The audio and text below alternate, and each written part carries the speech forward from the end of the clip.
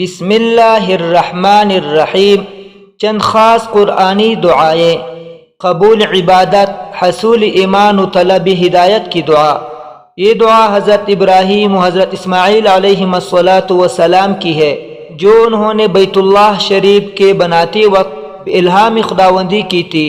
ربنا تقبل منا انک أنت السميع العليم.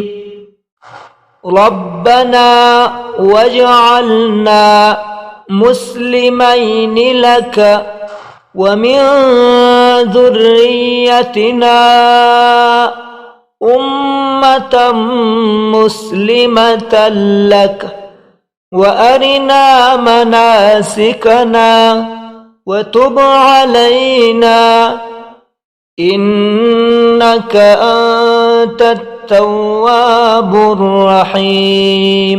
ربنا تقبل منا إنك أنت السميع العليم.